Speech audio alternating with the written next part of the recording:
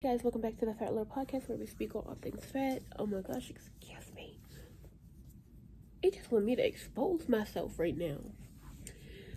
But yeah, I'm gonna be continuing. I'm still a fan even though it's salty. Hate to see you with some other bro, know you happy. Hate to see you happy if I'm not the one driving. I'm so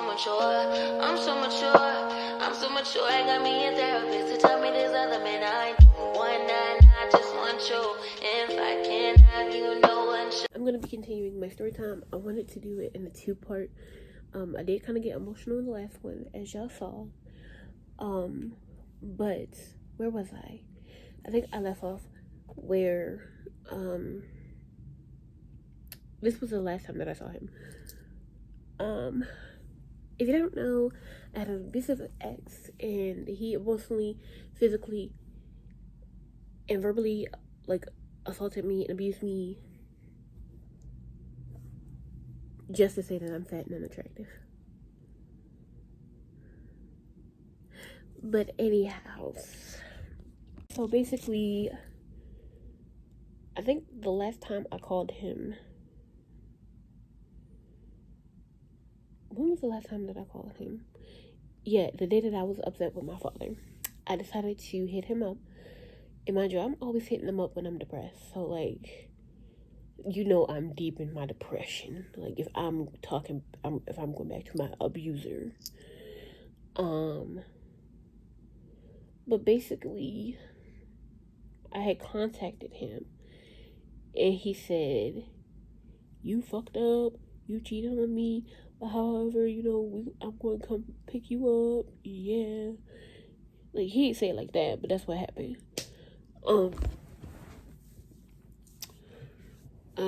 So basically, I had went to my job before he had came to pick me up.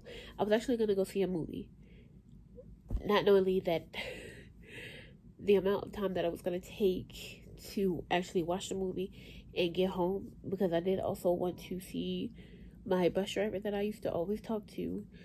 Mind you, this was my off day, so he knows that I'm always off on Wednesday, so he obviously knew something was wrong with me. Because I was on a hiatus, and yeah. But basically, I went to my job and I was talking to my work bestie. If you don't know who my work bestie is, she's the best. Sometimes. But anyways, so I went to go vent to her. Mind you, there's this other coworker. I feel like he low key has a crush on me, because every time that I'm around, he's always like, "Hey, Kiana, this, Kiana, that." He always want my attention for some reason, but we ain't gonna talk about that. Anywho, so basically, I was over there for until she got off, until my work bestie got off, and then when she got off, she had dropped me off at the train. And so I didn't go see the movie. So basically, while I was doing all of that, I was still waiting for him to text me back. And then he texted me back when I was at the store at my job. So basically, what happened? So basically, he ended up texting me where you at? I'm gonna come pick you up. But he was like, you gotta pay for gas. And I'm like, whatever, I'll do whatever you want. I'll pay for gas, I'll pay for my ride home. Mind you, this man is trying to treat me like these other hoes. I'm not fucking stupid. I'm really not fucking stupid. Naive? Yes. Blind? Yes. Stupid? No. Because I can see right what you're doing. But anywho's, so he didn't text me back when he went. I asked him to pick me up from my job, which is far away from where he is. I didn't realize that. So we decided that he's gonna pick me up from my house, and I told him I was gonna be at least 2 hours, I won't be getting home until like 2 hours because I still want to talk to my bus driver. And so that's when my work bestie had dropped me off at the train that I needed to take to go see my bus driver. So fast forward to me talking to my bus driver. I was telling him about the deal with my father, and then we had a whole conversation. So around that time, it was like 9:50, and then the bus driver pulls off at around like 10 o'clock. Not 10 o'clock. Around 10:09, I think. Yeah. So around that time, I had finally went. The bus driver had finally dropped me off at my house. Mind you, it's a whole nother story time for this one. But he dropped me off at my house, and I know you'll be like, "Why are you doing that? That's dangerous." Listen, I trust this man with my life. I really do. But what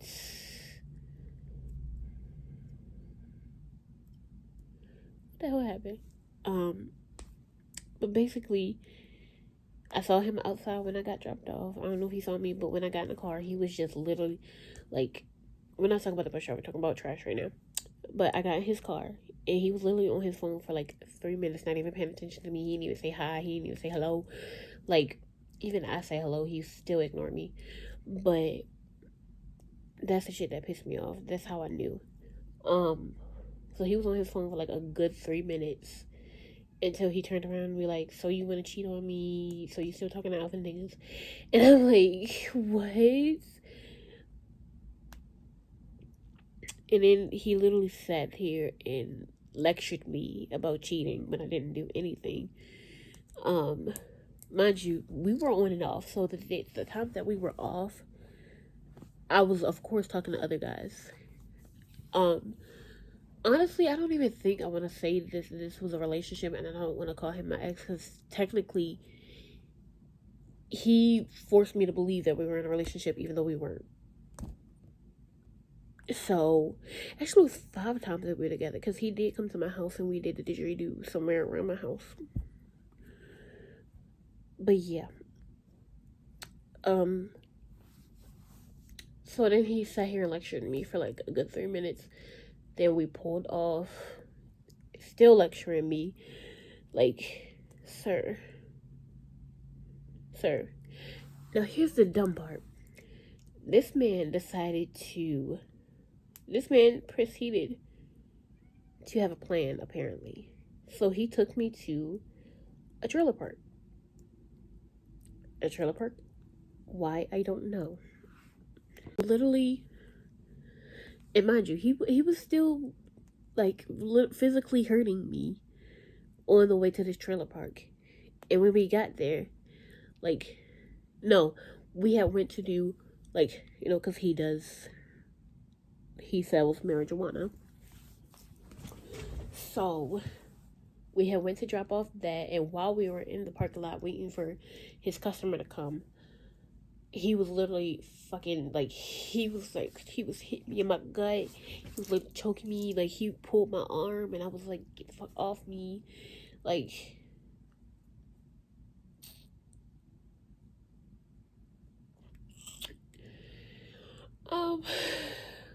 I was just a little pissed because, like my therapist says, I'm putting myself in danger because I'm depressed, and I don't want to put harm to myself, but I am putting harm to, I don't want to put harm to myself, but forcing somebody else to harm me is kind of like super slide. So yeah, I was basically trying to unalive myself doing all of that.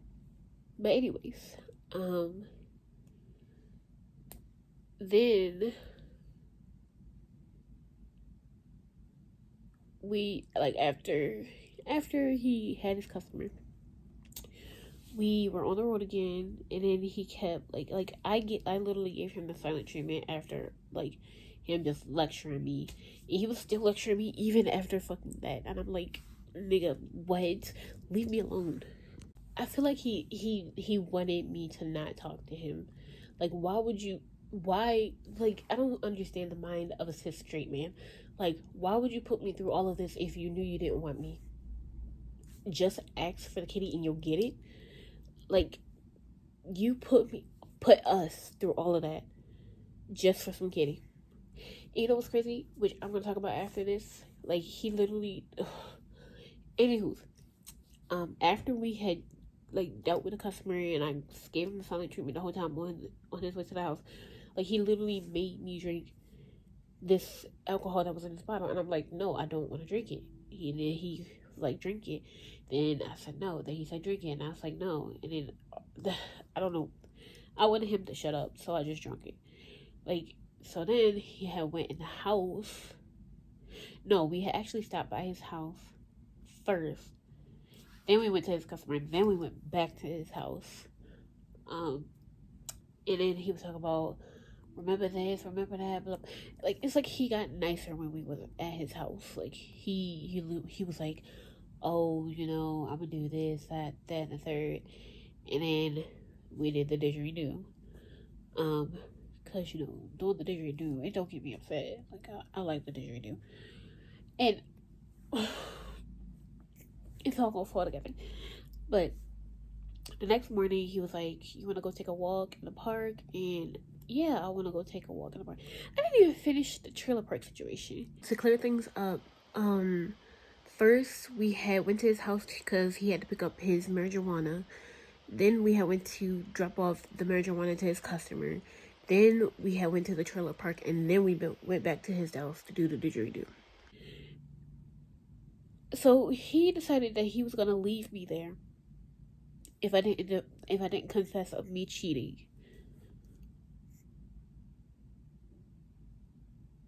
Mind you, this man is stronger than muscle is stronger than fat. So this man pulled me out of his car with no struggle. I mean, of course, with a little bit of struggle, but this man was trying to leave me stranded just to confess of something I didn't do. I'm not explaining y'all what actually happened. So basically, after we dropped off his marijuana to his customer, we had went to this trailer park, which I didn't know that we were going here. I thought we were just going here to do the didgeridoo. But he kept fussing with me throughout the whole time that I was with him. Just for me to confess that I apparently cheated on him, which technically it wasn't a real relationship, so I wasn't cheating on him. But however, he literally sat up here, I don't know, like his mind is like so it's narcissistic. So somehow he got me out of that car because he knew that I was trying to leave the car. But he was pretending like he didn't want me to leave the car. Like I fell for his narcissistic ways. But I kept trying to leave the car. I finally left the car. Then when we both finally got out of the car, he would not let me back in the car until I told him until I confessed that I was cheating. And of course, he had my phone. He had took my phone, and he said, "I'm gonna keep your phone, and I'm gonna drive away, and you're gonna be stuck here until you confess that you cheated on me." So I'm like, nigga. As soon as I start lying, it's like I'm a lie. Get my phone back, and then I'm gonna get home and I'm not texting you back again.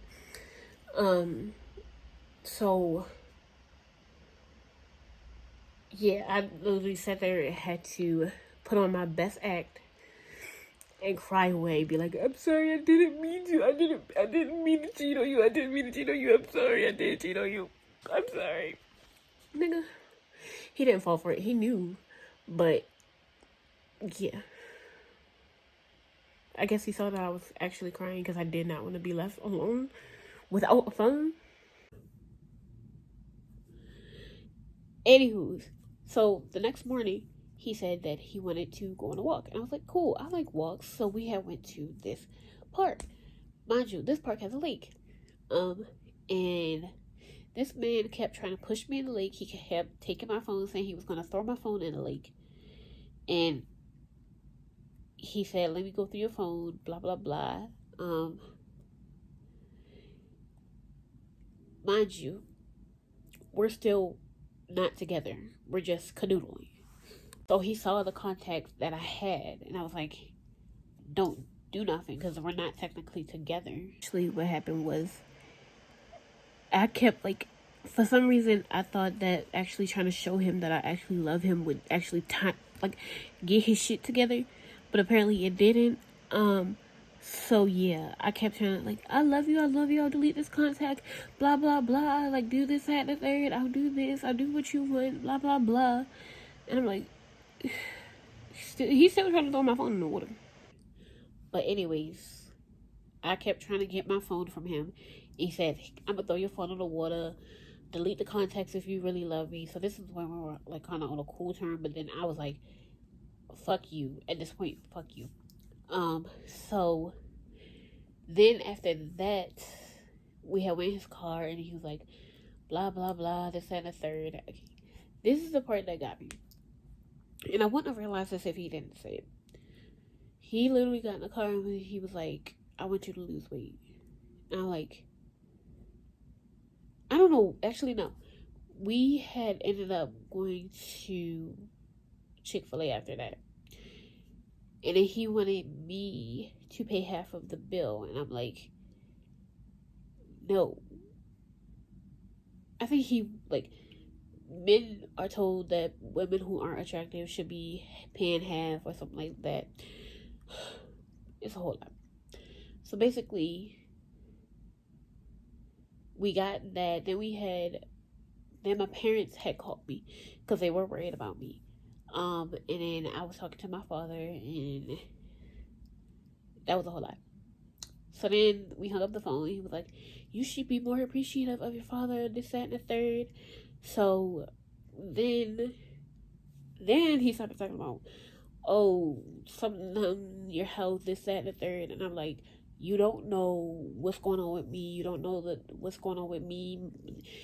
My health is between me and my doctor. That's all you need to know. And then he was like, oh, you're overweight, it's unhealthy, blah blah blah. And then I used the example of, if a smaller girl looked like appropriate size but she was weighing more than me, then would she be unhealthy though? But you would never say it because she was smaller. But then I always catch him stuttering. Like, that's how I know he's stuck on stupid.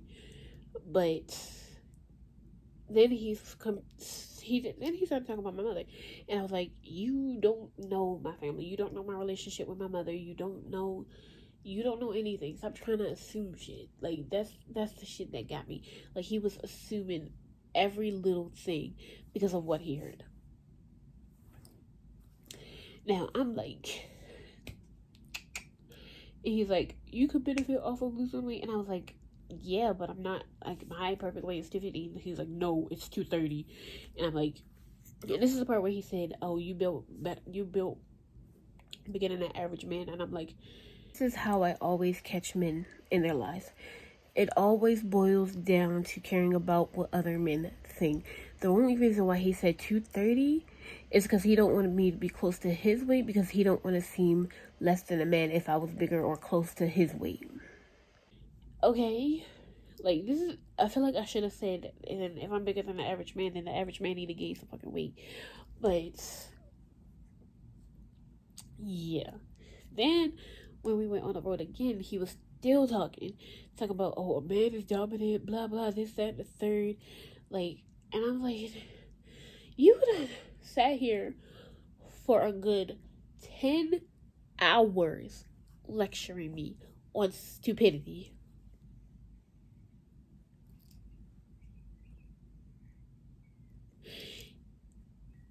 And then he was talking about how women get it easier, and I'm like, and he blames women for things, and I'm like, because of who? It all boils down to a cis straight man.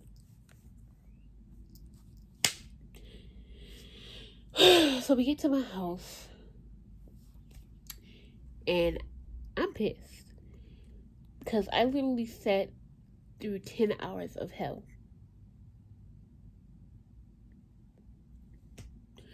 So he's like, are you gonna give me a kiss? No, actually, he was talking about his conviction.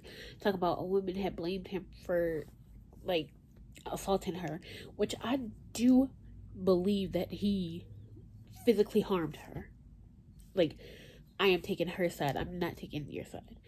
So, it's like, I don't want to go back to jail, blah, blah, blah. And that moment I knew it was over. It was fucking over. I'm done. He wanted to be done. He literally wanted me to be gone, so I'm gonna go. Okay? So, I'm just like, nigga. And he was like, oh, do you love me? Give me a kiss. And I was like, fuck you. I slammed the door and I went in the house. Never to see him again. Now, fast forward. The end of April, I had texted him back. Because I wanted to see. I don't know. I'm a stupid bitch. Not that stupid. But I had texted him back and I was like, hey, what's up? And I was like, I miss you. And he was like, actually, I got the screenshots. I can show y'all the screenshots. And I want y'all to see this. You know what's funny to me? This man literally called me fat and unattractive, but this man literally declothed me and fucked me. If I was that unattractive, you would have kept my clothes on and then fucked me. This man made me get on top of him. But you took my clothes off completely and then fucked me. You literally caressed my body. You made passionate love to my body. So what the hell are you talking about? But I'm going to show y'all the screenshots.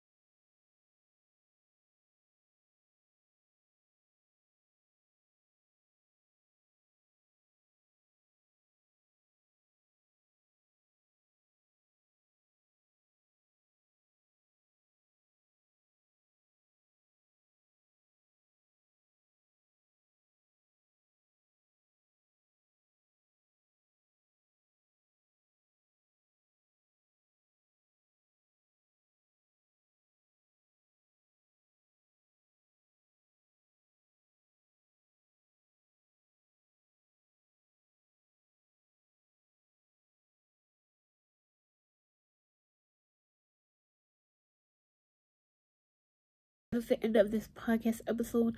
Reminder, if you know anybody being abused, verbally, physically, and emotionally, please do not stay silent. Tell somebody.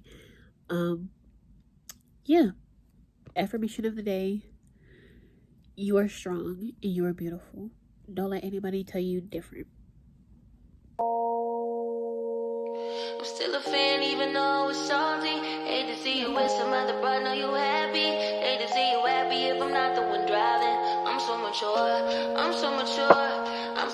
I got me a therapist to tell me there's other men I know. One night, I just want you. If I can have you, no one should.